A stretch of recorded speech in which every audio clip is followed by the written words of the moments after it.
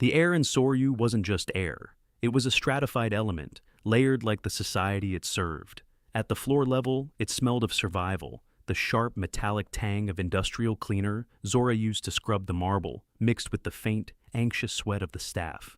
Higher up, it was the scent of power, sizzling prime-grade galbi, the smoky char of oak, the almost imperceptibly clean fragrance of money laundered through generations of influence. And at the very top, in the private rooms where men like gods moved markets and lives, it was the sterile, cold aroma of absolute authority, cut with the scent of hundred-year-old scotch.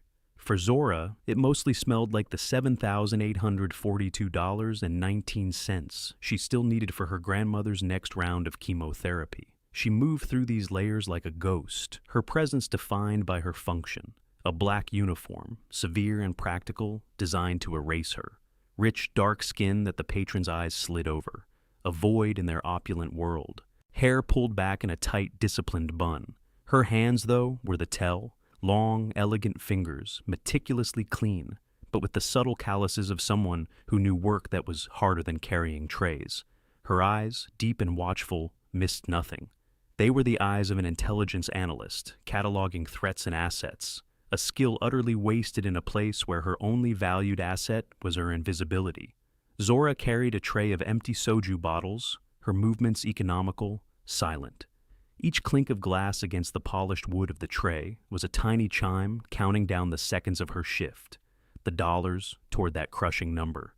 It was a sacrifice, not a weakness, a deliberate sheathing of her true self for the only person who mattered, her grandmother, whose laughter was the only currency Zora truly valued. That laughter was fading, silenced by the clinical hum of hospital machines, and Zora would endure any humiliation, any erasure to bring it back. She would become a shadow to pay for sunlight. The shift in atmosphere was a physical thing, a pressure drop that preceded a storm. Mr. Kim, the restaurant manager, skittered out of the main office, his face pale and slick with sweat. He wrung his hands, his knuckles white. "Listen up!" His voice was a strained whisper, meant to carry without disturbing the clientele. "Park Min-joon is on his way. 10 minutes. I want perfect service. No mistakes, no eye contact unless he initiates. No anything. Just do your jobs and disappear." A ripple of fear went through the staff. Park Min-joon, the volatile heir to the Park Chaebol fortune. His power was inherited, unearned, and wielded with the careless cruelty of a boy pulling wings off flies. He treated Soryu as his personal court, the staff his jesters. Zora felt the familiar tightening in her gut. Control. She focused on her breathing, a technique taught to her long ago in a different life. In, hold, out. She had been someone else once, a daughter to a man who was not her father by blood, but by choice. A Korean dissident, a disgraced Jopak who had fled to the States with a price on his head and a code of honor in his heart. He had found a lost, angry black girl in the foster system and seen a kindred spirit. He'd taught her his language, not the sanitized soul dialect of dramas, but the rough, guttural Satori of Busan's docks. He'd taught her how to fight, how to observe, how to survive. He'd taught her that dignity was the one thing no one could take unless you gave it away. Those lessons felt a world away now. They were a liability, a set of skills she had to suppress until they felt like a phantom limb, aching with disuse. She caught her reflection in the polished black granite of a support column. A waitress, just a waitress. The lie was her armor. As the staff scurried to prepare, Zora's gaze drifted to a small table in the corner, near the bamboo water feature. An old man, Mr. Han, sat alone. He was a regular, a quiet man, with kind eyes and a threadbare but clean suit. He always ordered the same thing, a simple bowl of doenjang jjigae and a single bottle of beer. He never stayed long, and he always left a precise 20% tip. In a place built on performative wealth, his quiet humility was an anchor. She saw him as a reflection of her foster father, a man of substance in a world of shadows. He was a piece of her past, a silent connection to the honor she had been forced to set aside. His presence was a small, steady light in the oppressive luxury of the room. The heavy glass doors of Soryu swung open, and the temperature seemed to drop 5 degrees. Park Min-joon entered not as a person, but as an event. He was flanked by two silent men in sharp suits whose bodies were masses of coiled muscle. The low hum of conversation in the restaurant faltered and died. Diners lowered their heads, pretending to be engrossed in their menus. The air itself seemed to bow. Min Jun was a paradox of tailored perfection and inner chaos. His suit was Italian, impossibly sharp, costing more than Zora's annual salary. A watch on his wrist, a Patek Philippe, could have paid for her grandmother's entire treatment regimen with enough left over for a house. His hair was artfully styled, but his eyes were restless, predatory, searching for something to break. He surveyed the room, his lip curled in a faint sneer of ownership. He wasn't a patron, he was a feudal lord inspecting his holdings. His gaze swept past Zora without a flicker of recognition. She was furniture, part of the decor. He and his entourage were led to the best table in the house, a large, semi-private booth overlooking the city skyline. The symphony of their arrogance began, the loud, booming laughter, the sharp snap of fingers to summon servers, the casual disdain for the people paid to cater to them. Zora was assigned to a different section, but she could feel the heat of their presence like a physical force. She watched as one of Min Jun's friends deliberately knocked a glass of water onto the floor and laughed as a young server scrambled to clean it up, apologizing profusely for a fault that wasn't hers. It was a power play, small and petty, designed to reinforce the hierarchy. Through it all, Mr. Han sat in his corner, eating his stew with quiet dignity. He seemed oblivious to the storm, a small island of calm. But Min Jun's roving, bored gaze eventually found him. Zora saw the shift, the cruel spark of interest in Min Jun's eyes. He leaned over and said something to his friends in Korean, his voice dripping with condescension. "Look at that old beggar. How can this place let trash like that in? It ruins the atmosphere." They all laughed. The sound was sharp and ugly. Min Jun watched Mr. Han for a moment longer, a predator selecting his prey. He made a show of wrinkling his nose, as if the old man's simple meal was personally offensive to him. The performance was for his audience, a demonstration of his absolute power over the space. Mr. Han finished his meal, seemingly unaware of the scorn directed his way. He carefully folded his napkin and placed it on the table. He prepared to signal for his check. Zora felt a knot of cold fury tighten in her chest. It was the injustice of it, the casual, unthinking cruelty. Mr. Han was a better man in his worn-out suit than Min Jun would ever be in his armor of wealth.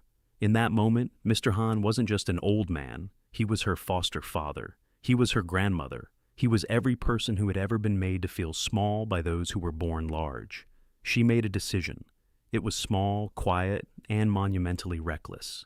Before Mr. Han could raise his hand, Zora moved. She walked to his table, her steps silent and sure. She gave him a small, respectful bow, a gesture of deference she reserved for him alone. "It was an honor to serve you tonight, sir," she murmured, keeping her voice low. She picked up his check from the table before he could. With another slight bow, she turned and walked toward the staff station, her back straight. She pulled a wad of bills from her apron pocket, her tips for the night, the money earmarked for medication copays and groceries. It was almost everything she had. She smoothed out the crumpled bills and paid for the old man's meal herself. It was a foolish, impulsive act, an act of defiance so subtle it was almost invisible. But it was not invisible to Park Min Jun. He had been watching the entire exchange. His eyes narrowed to slits. He saw the waitress, the black girl, commit an act of agency. She had chosen to honor a man he had chosen to mock. In his world, this was not kindness. It was insubordination. It was a challenge to his authority. He slammed his hand down on his table. The crack echoed in the suddenly silent dining room. "You!" His voice cut through the air, sharp as broken glass. "Waitress, here, now!" Zora's blood ran cold. She had been seen. Mr. Kim, the manager, looked at her with pure terror in his eyes, his expression a mixture of pity and frantic pleading for her to just comply. Zora took a deep, steadying breath and turned to face the storm. She walked toward Park Min Jun's table, her steps measured, her face a neutral mask. The walk felt 100 miles long. Every eye in the restaurant was on her. She was no longer a ghost. She was a target. She stopped a respectful distance from the table, her hands clasped behind her back, her gaze fixed on a point just over his shoulder. Deference, submission. the tools of survival. Minjun leaned back, a smug, cruel smile playing on his lips. He wanted an audience for this. He switched to Korean, speaking in a rapid, informal slur, a dialect of disrespect. Ya gamdungi, he began, using a deeply offensive racial slur. Did you think I wouldn't see that? Who gave you permission to play the generous hostess? Is your black skin so thick you can't feel your place? His friends snickered. Zora remained perfectly still, her expression unchanged. The words were meant to sting, to provoke, to shatter her composure. She let them wash over her, a torrent of filth that she refused to absorb. Inside, a cold, hard rage was beginning to crystallize.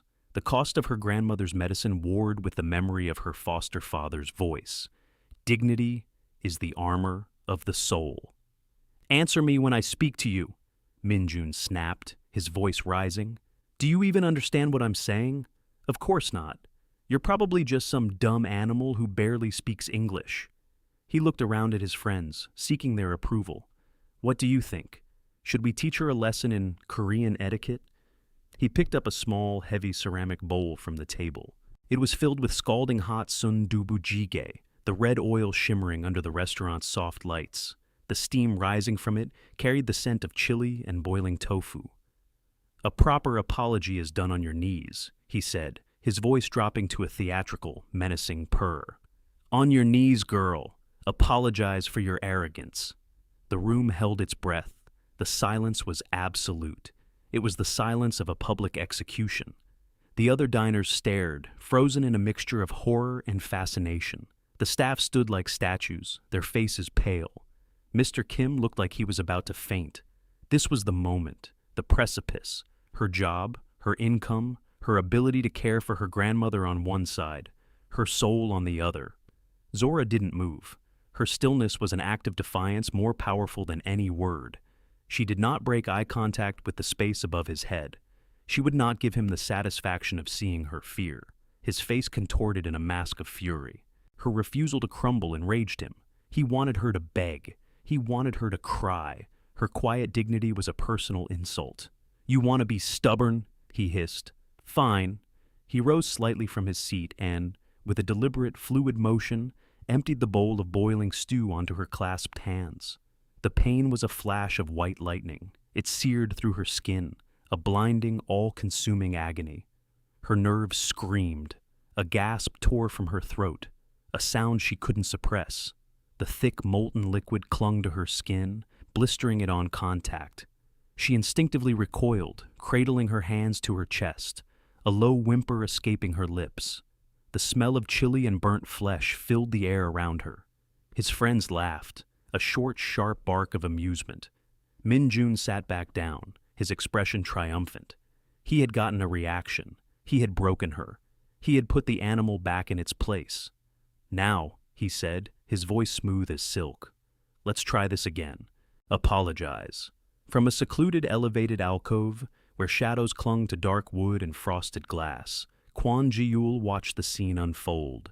His face was impassive, carved from stone. He saw everything. He had been observing Minjun for weeks, gathering data on the boy's recklessness, his instability. He was a cancer in the organization Ji-yul had painstakingly built from the ashes of his father's empire. The old man in the corner, Mr. Han, was not just a patron. He was Ji-yul's oldest and most trusted advisor, his surrogate father, sent there tonight to test the waters, to see how Minjun would behave without knowing he was being watched. Ji-yul had seen the waitress's small act of kindness. He had noted it as an anomaly, a flicker of honor in a place that ran on fear and greed. He saw her composure under Minjun's verbal assault. He saw her stillness, and he saw the moment the stew was poured. A flicker of something cold and dangerous lit in his eyes. This had gone beyond a simple test. This was a violation of his house, a dishonor to his guest. He was about to rise, to descend from his perch and end this disgusting spectacle. His hand rested on the table, ready to push himself up. But then he stopped, because the waitress, the woman who should have been a sobbing, broken heap on the floor, was moving. Pain was a fire, but Zora had been born in fire. The agony in her hands was a grounding force, a terrible, clarifying shock that burned away all the fear, all the calculation, all the carefully constructed subservience. The number in her head, $7,842.19, vanished. The face of the terrified manager vanished. All that remained was the searing pain and the cold, diamond-hard core of the woman she had been forced to bury. 3 seconds. That's how long the world stood still. 3 seconds where she weighed her grandmother's life against her own. 3 seconds where she heard her foster father's voice, a low rumble from the past. There is a time for the bow and a time for the blade. A wise warrior knows the difference. 3 seconds where she decided she was done bowing. Slowly, deliberately, she lowered her burned hands. The pain was a constant screaming siren, but she walled it off, locked it in a mental box. She straightened her spine. It was not a large movement, but the effect was seismic. Her posture shifted from that of a servant to that of a soldier. Her shoulders squared, her chin lifted, and then she raised her eyes. For the first time, she looked directly at Park Min-jun. Her gaze was not fearful, not pleading. It was cold as a winter sea, ancient and utterly devoid of mercy. The entire restaurant seemed to tilt on its axis. The sight of this black waitress, who should have been shattered, meeting the chaebol heir's gaze with such absolute command, was a violation of the natural order. Min-jun felt a flicker of unease. He opened his mouth to snarl another insult, to reassert his dominance. He never got the chance. Zora's voice, when it came, was unrecognizable. The deferential murmur was gone. In its place was a low, rough-edged sound, a voice that came from the gut. And it was speaking Korean, not just Korean. It was the thick, hard-edged Satori of the Busan docks, the language of fishermen, gangsters, and killers. It was a language he understood but could never truly speak, the language of the streets his father had clawed his way out of. Bujas jibeseo taionan, ganga jido jijnungon doggatne, she said, her pronunciation flawless, her tone dripping with contempt. A puppy born in a mansion still barks like a dog. The silence that followed was not just an absence of noise. It was a solid thing, a physical weight that pressed down on everyone in the room. It was the silence of a bomb being disarmed, or of one about to detonate. Min-jun's face, which had been flushed with arrogant power, went slack. The color drained from it, leaving a pasty, yellowed pallor. His mouth hung slightly open. His brain could not process the data it was receiving. The slur she used for puppy was Jopek slang, something you heard in a back-alley gambling den, not from a waitress in a fine dining establishment. Zora took a single step forward, invading his personal space. She was taller than him, when she wasn't hunched in subservience. She looked down at him, her eyes burning. 네 애비 이름에 똥칠을 하는구나, 애새끼처럼 징징대면서, she continued, her voice deadly quiet, but carrying to every corner of the room. You dishonor your father's name, whining like a child. The second blow landed harder than the first. To invoke his father, the formidable Chairman Park, was a shocking breach. To do it with such raw, street-level disrespect was unthinkable. Min-jun's friends, who had been snickering moments before, were now frozen, their faces masks of disbelief. They looked from Zora to Min-jun, their allegiance visibly wavering. Power had just shifted, and they could feel the change in the air. Min-jun finally found his voice. It was a reedy, pathetic squeak. What? Who the hell are you? How do you— I'm just a waitress. Zora cut him off, her voice still in that gravelly Korean. She held up her burned, blistering hands. A waitress with good ears, and a good memory. She let that hang in the air for a moment. The implication was clear. She had heard everything. Every insult, every boast, every whispered shady business dealing he'd conducted at this table for the past hour. In his alcove, Kwon Ji-yul lowered his hand. He leaned back, a flicker of something unreadable in his cold, calculating eyes. It might have been surprise. It might have been respect. He made a subtle, almost imperceptible gesture to one of his men standing guard in the shadows. The guard nodded and slipped away. Down on the floor, Min-jun was scrambling. His authority had been shattered. He was exposed, made a fool of in front of his cronies and a room full of the city's elite. He did the only thing a weak man knows how to do. He blustered. "Security!" he shrieked, his voice cracking. "Get this bitch out of here! She's fired! I'll have her blacklisted from every restaurant in this city." But the restaurant's security guards didn't move. They were looking past Min Jun, their eyes fixed on the man now descending the short flight of stairs from the private alcove. Kwon Ji-ul moved with a liquid grace that was unnervingly silent for a man of his size. The room, which had been frozen, now seemed to shrink around him. His presence consumed all the oxygen. He wore a perfectly tailored charcoal suit, no tie, the top button of his white shirt undone. He didn't radiate heat like Min Jun. He was a block of Arctic ice, a void of emotion. His men, silent and imposing, fell in behind him. He walked through the tableau of chaos as if on a stroll through a quiet garden. He did not look at Min Jun. He did not acknowledge the terrified manager or the stunned diners. He walked directly to Zora. He stopped in front of her. His eyes, the last thing you noticed and the most dangerous thing about him, finally met hers. They were dark, analytical, and held a depth of cold calculation that made Min Jun's petty cruelty look like a child's game. Then, his gaze dropped to her hands. He saw the red, blistering skin, the way she held them rigidly to control the trembling. He spoke, and his voice was a low baritone, quiet, but carrying an absolute, unquestionable authority. He spoke in formal, respectful Korean, a stark contrast to Min Jun's insults. "Gwenshin Subniga, are you all right?" Zora met his gaze. For the first time that night, she felt seen. Not as a waitress, not as a target, but as a person. She gave a short, sharp nod. The pain was a roaring inferno, but she would not show weakness. Not now. Ji-ul gave a nearly invisible nod. He turned his head slightly, his eyes finally landing on Park Min Jun. The sheer coldness in his gaze made Min Jun physically flinch.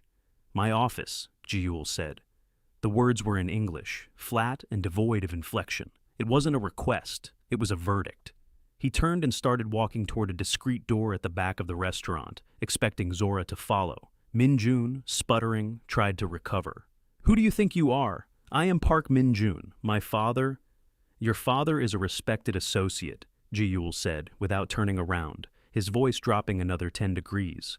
"You are a guest in my establishment who has assaulted my staff and insulted my advisor." He gestured with his chin toward Mr. Han, who was now being attended to by one of Ji-ul's men. "You will wait here, and you will be silent." The finality in his tone crushed Min Jun's bluster. He sank back into his chair, his face a mess of confusion and impotent rage. He had miscalculated. He had played his little power game in the den of a far more dangerous predator. Zora followed Ji-ul, walking through the parted sea of staff and patrons. The pain in her hands was a dull, throbbing drumbeat, but her mind was sharp, clear. The world had just cracked open, and she had no idea what lay on the other side. Ji-ul's office was a study in minimalist power, a massive desk of polished black mahogany. One wall was a floor-to-ceiling window with a panoramic view of the city's glittering sprawl. There was no art, no personal photos. Only a single, exquisite piece of Celadon pottery on a pedestal. The room smelled of old leather, green tea, and control. He didn't sit. He went to a dark wood cabinet and took out a comprehensive first aid kit. He placed it on the desk and opened it, his movements precise and efficient.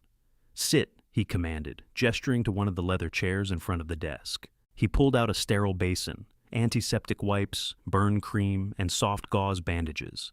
Zora sat, her body rigid. She watched him, wary. This was a man who commanded killers, who moved millions with a single phone call, and he was preparing to dress her wounds. The disconnect was jarring. "Your hands," he said, his voice softer now, still in Korean. She hesitated for a fraction of a second before extending them. He took her hands in his touch surprisingly gentle. His fingers were cool against her burning skin. For a man who radiated such coldness, there was a strange, focused warmth in his actions. He worked in silence, cleaning the wounds with an almost clinical detachment. He was methodical, his focus absolute. The silence stretched, filled only by the soft crinkle of sterile packaging. "The Busan dialect," he said finally, not looking up from his task. "The slang. You are not from around here." It was a statement, not a question. "I was raised by a man from there," Zora replied, her voice steady. She chose her words with care. "He taught me what was important." "Honor," Ji-ul said. He began to apply the soothing burn cream, his touch feather light. and discretion. You have both. A rare combination. He glanced up, his eyes meeting hers. You also have a temper. A ghost of a smile touched Zora's lips, though it didn't reach her eyes. It's been a long time since I could afford to use it. He finished wrapping her hands in clean white gauze, his work neat and professional. Park Min-joon is a problem, a loud, stupid problem, but a problem nonetheless. His father, Chairman Park, is an old-world traditionalist, powerful, cautious. The son is a liability, but blood is blood. He straightened up, disposing of the used supplies in a small bin. You embarrassed him tonight. That is more dangerous than injuring him. He will not let it go. I'm aware, Zora said. He'll have me blacklisted. I'll lose my job. She looked down at her bandaged hands. It seems I've traded my grandmother's security for a moment of dignity. The weight of her choice was finally settling in. Perhaps not, Ji-Yul said. He walked around the desk and finally sat in his large leather chair. He looked at her, his expression unreadable. You are no waitress. I don't know what you are, but you are not that. Your posture, the way you scan a room, the way you stood your ground, that is not learned waiting tables. He leaned forward, his hands steepled on the desk. I have a problem. Chairman Park is grooming his son to take over, but Min-joon is reckless. He is involved in things his father does not know about, things that could bring ruin to us all. He is a weak link, and my rivals are circling. I need to know what he is doing. I need to know who he is talking to. I need leverage. You have an army of men in suits, Zora countered. Why me? Because my army is known, Ji-Yul replied. They are visible. They are expected. You are invisible. You are a black woman in a world that refuses to see you. They look at you and see a servant, a ghost. They would never suspect you could understand their language, their culture, their codes. He paused. You are the perfect weapon hidden in plain sight. It was a trade, not a rescue. A cold, hard business proposition. He was offering her a way out, but it was a path deeper into the shadows, not out into the light. What do you offer? Zora asked, her voice firm. This was a negotiation. She would not be a pawn. A new job. You will work for me, as an analyst, an observer. Your official title will be my personal assistant. Your salary will be 5 times what you make here. I will provide a secure apartment, a car, and a budget for expenses. He paused, his gaze intense. And your grandmother's medical care, all of it. The best doctors, the best treatments. It will be taken care of permanently. She will be protected. No one will ever be able to use her to get to you. The offer hung in the air, a lifeline made of steel cables. It was everything she needed, security, safety for her grandmother, a purpose that used her skills, not just her body. But it came at a cost. She would be tied to him, to his world. And what do you ask in return? She asked. Information, Ji-Yul said simply. Loyalty, and the same quiet competence you showed out there tonight. I need your eyes and your ears. I need the person they refuse to see to be the one who brings their secrets into the light. Zora looked down at her bandaged hands. The throbbing pain was a reminder of her powerlessness just minutes ago. This man was offering her power, not as a gift, but as a tool she was uniquely qualified to wield. She thought of her foster father, the disgraced gangster who lived by a code. He would have understood this choice. You don't run from the world. You find your place in it and bend it to your will. She looked up, meeting Kwon Ji-Yul's gaze without blinking. I have one condition, she said. His eyebrow arched, a minuscule shift in his stone-like face. Park Min-joon, she said, her voice turning to ice. When this is over, he's mine. A long silence stretched between them. Ji-Yul studied her, his analytical gaze peeling back layers she didn't know she had. He saw the steel in her spine, the fire in her soul. He saw an equal. Finally, he gave a single, sharp nod. Agreed. The transition was seamless and swift. One day, Zora was a waitress living in a cramped, drafty apartment, her life dictated by bus schedules and the ever-present dread of medical bills. The next, she was installed in a sleek, minimalist apartment in a high-security building overlooking the Han River. The uniform was gone, replaced by a wardrobe of understated, elegant clothing that Ji-Yul's staff had provided. She was no longer Zora the waitress. She was Zora Washington, special assistant to the chairman of Nexus Holdings. Her first act was to oversee her grandmother's transfer. She didn't delegate it. She was there in person, directing the private medical transport team, ensuring every comfort and contingency was accounted for. She stood by as her grandmother was settled into a sun-drenched private suite at the city's most exclusive care facility, staffed with the best oncologists in the country. Seeing the look of confused, tearful relief on her grandmother's face was the only justification Zora needed. The chain of financial vulnerability that had bound her for so long had been broken. Now she could forge new chains for others. Her new office was adjacent to Jiul's, connected by a private door. It was a high-tech nerve center, equipped with state-of-the-art surveillance and data analysis tools. Jiul gave her only one directive: find the rot. Zora threw herself into the work. The buried analyst in her came roaring back to life. She was a natural. Her foster father had taught her to read people. Her abandoned career in intelligence had taught her to read data. The combination was formidable. She didn't just look at spreadsheets and bank transfers. She saw the stories they told, the fear and greed that motivated every transaction. She started with Minjun's public life, his gambling habits, his expensive tastes, his circle of sycophantic friends. But that was just the surface. The real rot, she knew, would be deeper. She cross-referenced shipping manifests from Park Corporation with shell companies Jiul's network had flagged. She spent hours listening to covert audio from Soryu, her perfect recall of the dialect and slang, allowing her to pick up on nuances and coded language that Jiul's other analysts had missed. A pattern began to emerge. Minjun was not just embezzling. He was using his father's legitimate shipping company as a cover for something far more sinister. Certain containers, always listed as carrying textiles or machine parts, were being rerouted to unscheduled stops. The payments for these shipments were coming from shell corporations linked to the Yakuza in Japan and triads in Hong Kong. It wasn't drugs, it wasn't weapons. The weight discrepancies were too small. It was people. He was trafficking human beings.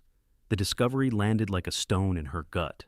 This wasn't about corporate espionage or a simple power grab anymore. Minjun's cruelty wasn't limited to spilling soup on a waitress. It was a systemic evil that destroyed lives on an industrial scale. The time for passive observation was over. She needed hard evidence, something that couldn't be denied. She identified a weak link, a mid-level logistics manager at a Park subsidiary who was clearly being blackmailed into falsifying the shipping manifests. His digital footprint showed late-night hours, panicked searches about witness protection, and small, desperate transfers to an offshore account. He was her way in. This was a step she had to take alone.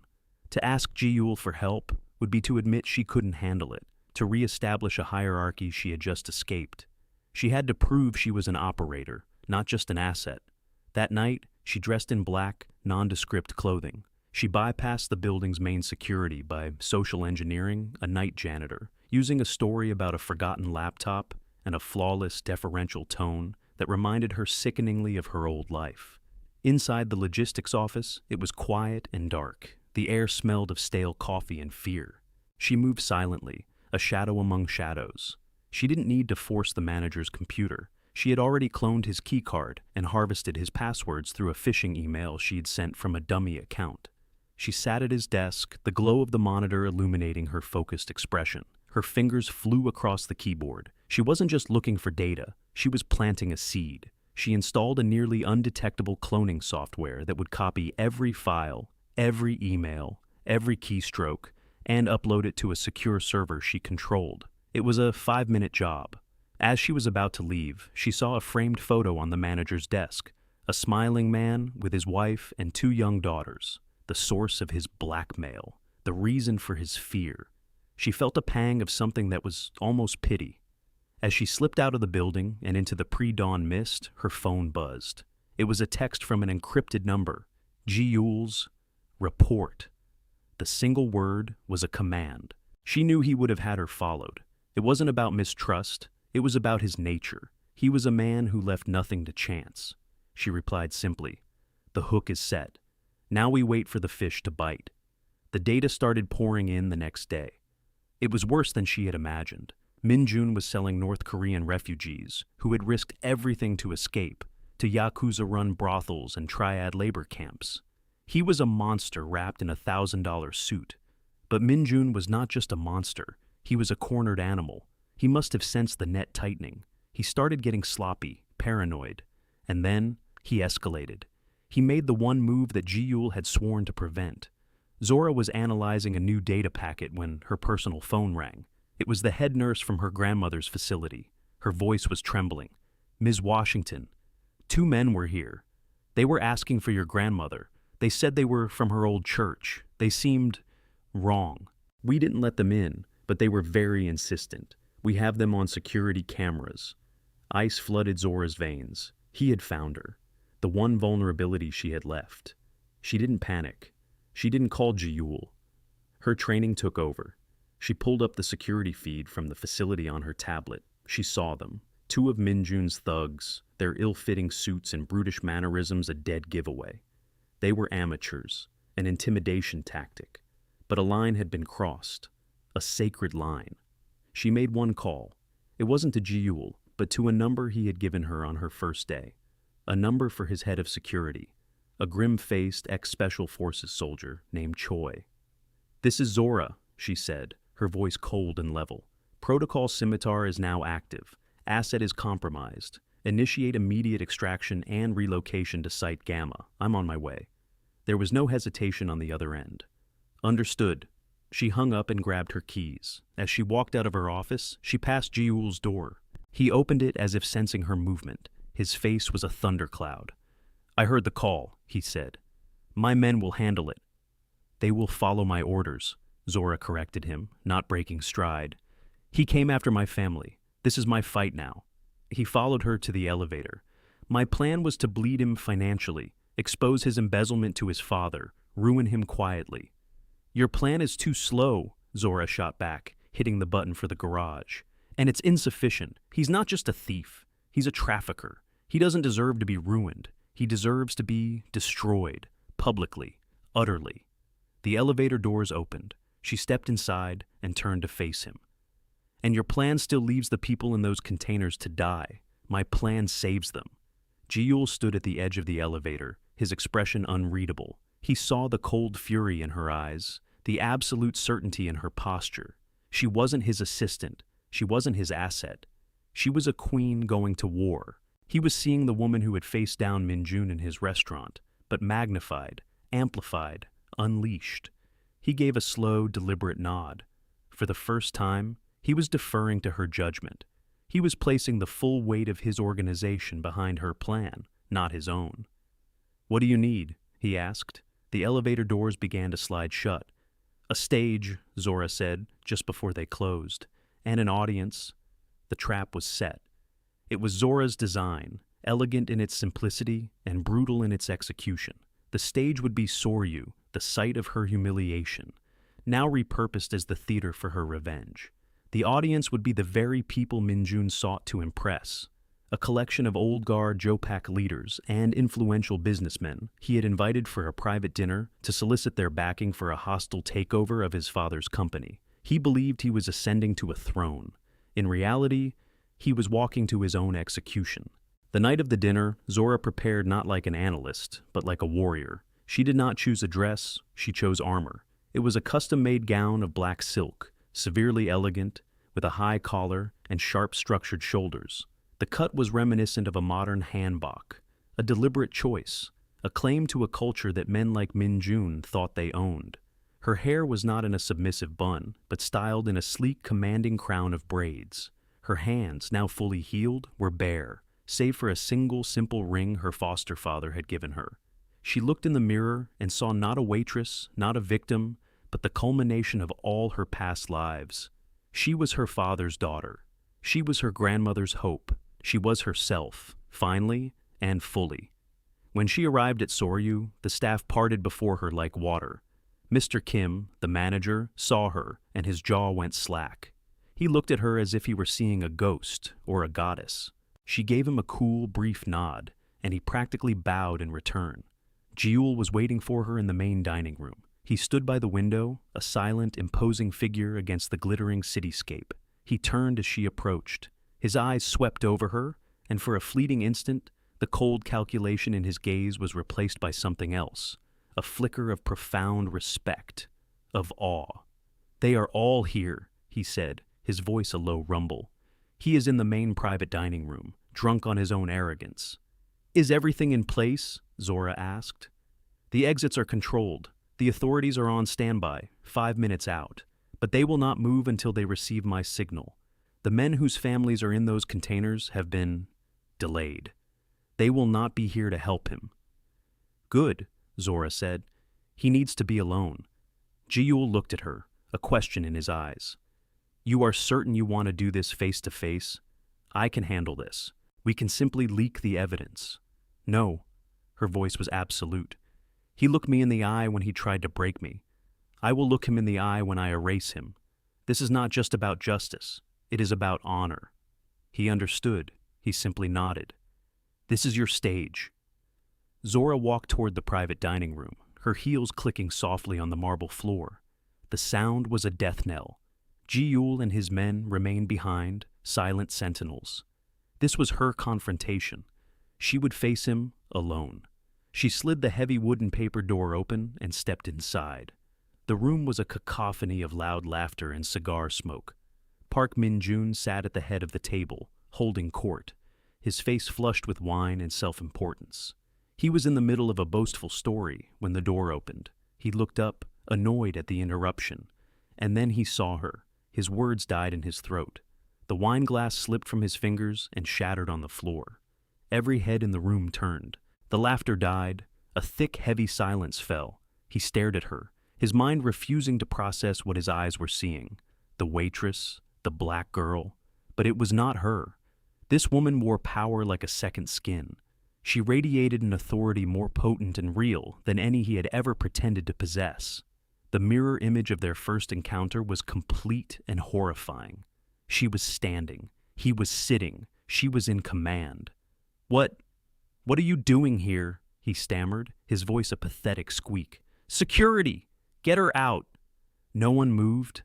The old gangsters at the table looked from him to her, their faces grim, their eyes narrowed. They could smell weakness, and he was reeking of it. Zora slid the door shut behind her, enclosing them in the room. She walked slowly toward the table, her gaze locked on Min-jun. "You have a shipping container," she said, her voice calm and clear, cutting through the thick silence. "Number 74B-9. It is scheduled to depart from Incheon Port at 0400 hours tomorrow. It is listed as containing Korean textiles bound for Osaka." Min-jun's face went from pale to ashen. "I don't know what you're talking about." "It does not contain textiles," Zora continued, her voice relentless. She stopped at the foot of the table, directly opposite him. "It contains 27 people, refugees from the north. 17 of them are women and girls. You sold them to the Ishikawa Gumi for $2 million. Gasps went around the table. The old Jopak leaders looked at Min-jun with open disgust. Trafficking was a dirty business, a line that the old guard, for all their other sins, refused to cross. It was dishonorable. "You're insane! These are lies!" Min-jun shrieked, scrambling to his feet. He pointed a trembling finger at her. "She's a spy, sent by my rivals to ruin me." Zora didn't even glance at the other men. Her focus was entirely on him. "I know the name of every person in that container. I know the names of their families. Kim So-yeon, a girl of 16, Park Ji-hoon, a boy of 12, whose father you promised to help find." She let the names hang in the air, each one a hammer blow against his crumbling composure. He was cornered, panicked. He did what cornered animals do. He lunged, not at her but for a decorative knife used for cutting fruit that was sitting on the table. He snatched it up, his movements clumsy and wild. "I'll kill you, you bitch!" he screamed, his face a mask of desperation. He charged at her. The other men at the table lurched back, knocking over chairs. Zora didn't move. She stood perfectly still, watching him come. Her foster father's training was a deep, calm river flowing beneath the surface of her rage. Let his momentum be his undoing. Use his strength against him. As he reached her, swinging the knife in a wide, amateurish arc, she moved. It was not a flashy move. It was brutally efficient. She sidestepped inside his swing, her left hand clamping down on his wrist like a vice. At the same time, her right hand struck a precise nerve cluster just below his elbow. His arm went numb. His fingers opened involuntarily. The knife clattered harmlessly to the floor. Before he could even register what had happened, she twisted his arm behind his back in a painful lock and used his own forward momentum to slam him face first onto the heavy oak table. A sickening crack echoed as his nose broke. He screamed, a high-pitched sound of pain and shock. Zora leaned down, her mouth close to his ear. Her voice was a poison whisper. "You were never the owner," she said, the words cold and final. "Just a guest who overstayed his welcome." She straightened up, releasing him. He slid off the table and collapsed onto the floor, a sobbing, broken mess clutching his bleeding face. The room was deathly quiet. The old gangsters stared at her, their expressions a mixture of shock, fear, and a dawning, grudging respect. She had not only exposed him, she had physically dominated him. She had proven his weakness in the most visceral way possible.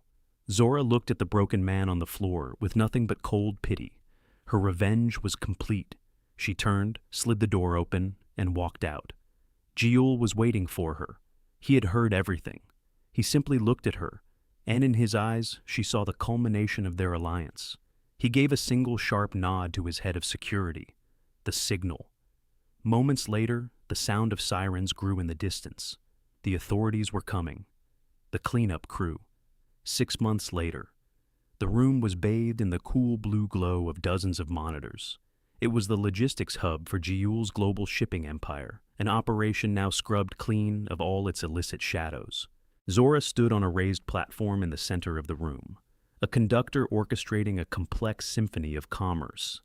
"Reroute the Dauntless through the Strait of Malacca. There's a storm building off the Philippines," she commanded in crisp English into her headset. She turned to an analyst.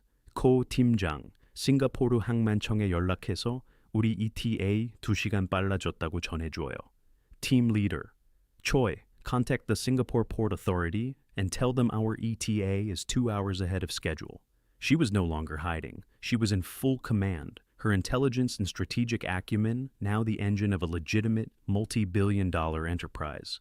The men and women in the room, former soldiers and top financial analysts, responded to her orders with swift, unquestioning efficiency. She had earned their respect not through fear, but through competence. Later that day, she sat in a sun-drenched garden, pushing her grandmother's wheelchair along a path lined with blooming azaleas. Her grandmother, her hair beginning to grow back, was laughing, a sound Zora had feared she would never hear again. She was telling a story about a mischievous neighbor from her childhood, her eyes sparkling. The cancer was in remission. She was safe. She was happy. This was the true victory. That evening, Zora stood on the balcony of Jiul's penthouse. The city spread out below them, a tapestry of light and ambition. The air was cool and clean. She had shed the weight of survival and was now breathing the thin, clear air of command. She heard him approach. He came to stand beside her, his presence a familiar, solid weight in the world. He didn't speak. He never needed to. Their communication had evolved beyond words, into a language of shared silence and mutual understanding. He held out his hand.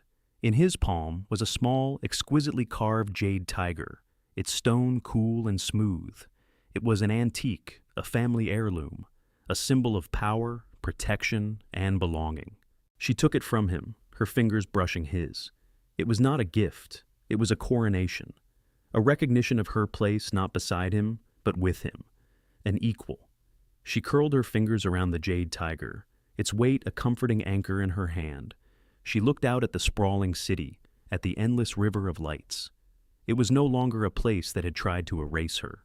It was hers. She had fought for it. She had earned it. Jiul stood beside her, a silent partner in her victory. He had provided the stage, but she had written the play, directed the cast, and delivered the final, devastating monologue. Justice hadn't been a distant concept delivered by men in robes. It had been a visceral, personal act, a debt collected in full. What would you have done? Would you have endured the humiliation for the sake of survival? Or would you have risked everything for a single moment of truth? Like this story?